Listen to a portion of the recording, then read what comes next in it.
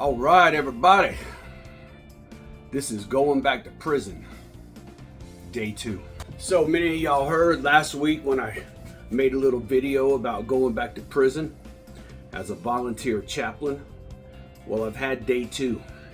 I went last week and I got a little more involved last week than I was the first week.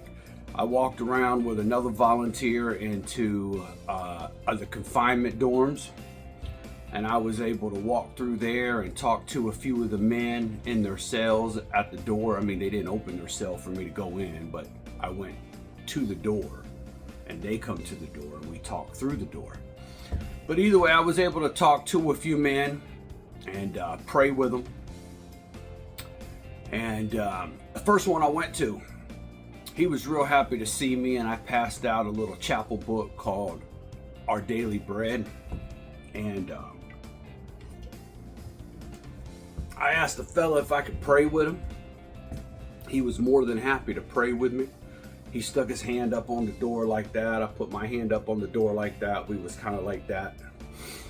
And I just asked the Lord. I didn't know too much about his situation or anything. I just asked the Lord to give him favor. To give him favor with the people at the local institution so he could get out of confinement. Give him favor with the people in Tallahassee if he was in the midst of any sort of administrative appeals or anything. He was in what they call CM3, closed management, which meant he was locked up in a cell about the size of your bathroom. And he had been there for several years. And now he was on his way out. I asked the Lord to give him favor if he had anything going on in the courts. Just to come into his room, man, and make himself known and give him strength and give him peace and give him encouragement. And the fellas seemed to be really happy about that. And I went on down the line from one confinement cell to another confinement cell to another confinement cell, and I was seeing the men, talking with them. And then when I bent the corner and I got around over here, there was a guy. When I come to his cell, he looked at me and he said, "Hey Mark, man, how are you doing?" And I kind of looked at him, man. I said, how you know me? And he said, "Oh man, I went to school with you, man." I said, "You went to school with me?" He said, "Yeah, man, we was in high school together." I said, "Man, what high school was that?" He said, "Oh, I got you, man, I got you." He said, "No, man, I heard you say your name over there." And so he was pulling my leg a little bit. We shared a laugh. But it was good to see that men locked up in that confinement situation could find a reason to laugh, could find a reason to share a little humor. And it kind of brought me back to the days when I was locked up. I had spent 6 months in a confinement cell all by myself. Man, I went crazy. Man, I counted the bricks in the wall. I replayed movies in my head. I talked to people that weren't there. I wrote letters to everybody I could think to write letters to. Man, when you spend 6 months in a room the size of your bathroom and you don't ever see anybody else and they don't ever let you out, man, it takes a certain sort of mental strength to do that. And I kind of felt for the men, but I know that God preserved me through that time. He was in that cell with me, and he helped me get through that and maintain my sanity. And it was good to see that the same God who comforted me all them years ago and brought me through that was the same God who was working for these men and doing the same thing for them. You know, it's let me know it's the same God we serve.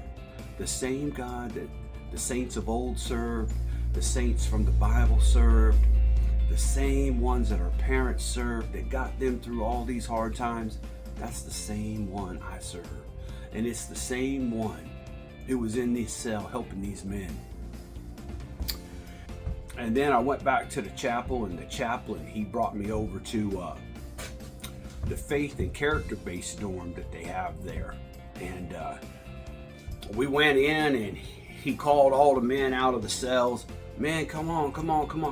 Got everybody out, gathered around, and he put me on the spot. He said, "Everybody, He said, "This is Mark.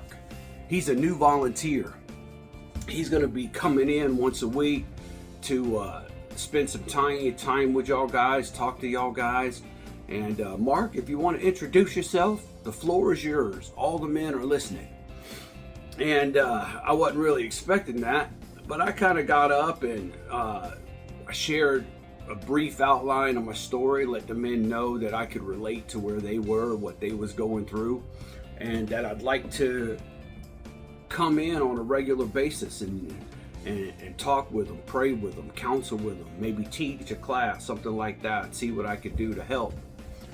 Shortly after that, it was inspection, and all the important people, the captains, the lieutenants, the colonel, major, superintendent, assistant superintendent, everybody come by.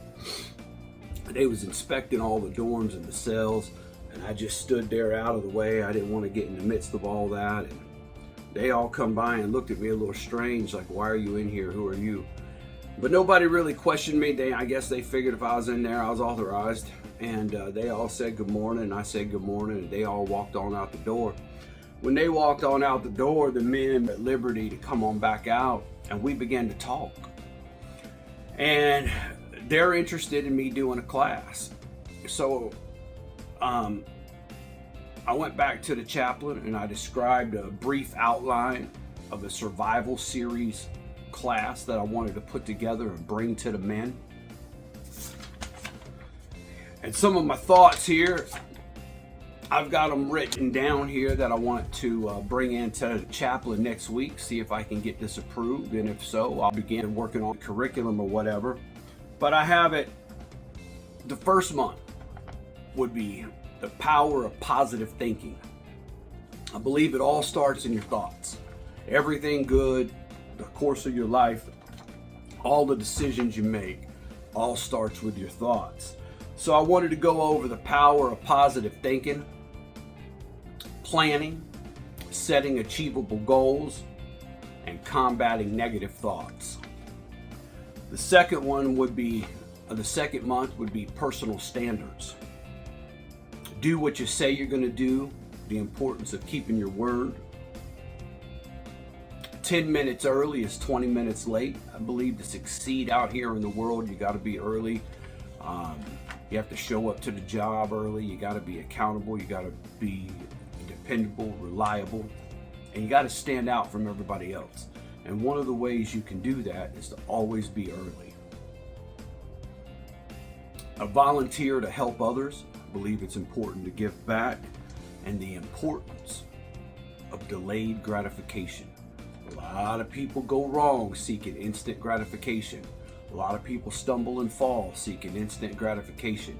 If we could learn to put the instant gratification aside, embrace the delayed gratification, we'll all save ourselves a whole lot of trouble. The next one is relationships. The first week would be gaining clarity on what type of people you want in your life and what type of people you don't want in your life. Seek out good company and mentors, both personally and professionally. What to look for in a life partner and how to be a better life partner. I believe if we can strengthen our relationships and get into better relationships and do good and be productive. Employment. That's a big issue for people getting out. Post-release, where are they going to work? They got a felony on their record. What are they going to do? A few ideas I have for that would be talking about felon-friendly jobs. There's some industries out there that are friendly to felons. There's some industries that are not. Self-employment, illegal structures and tax benefits of each, standing out from others, and creating multiple streams of income. I want to do a month talking about credit, how to use credit as income, building, repairing, and maintaining good credit, avoiding debt and monthly payments. I believe a lot of people get in trouble because they get in debt. They feel pressure, they don't know what to do, and then they resort back to things that they used to do to get money, and therefore they go back to prison. So hopefully we can interrupt that cycle and break it. Housing.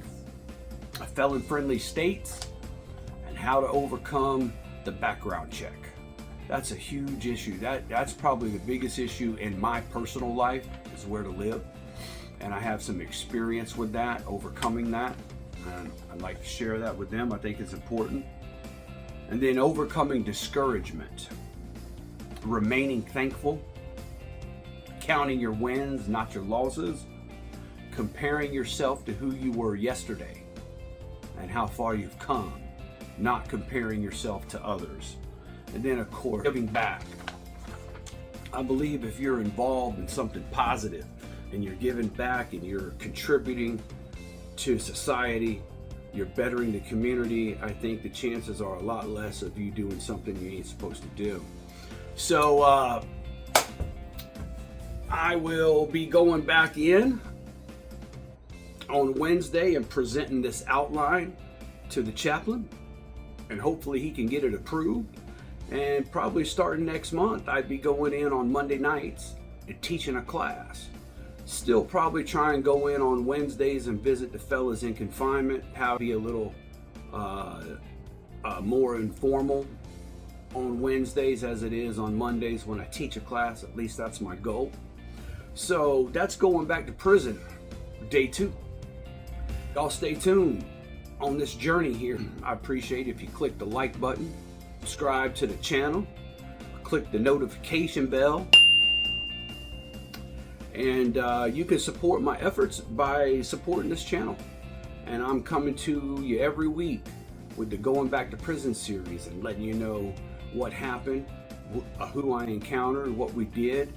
And I appreciate everybody's prayers. I appreciate everybody's support, and up your averages.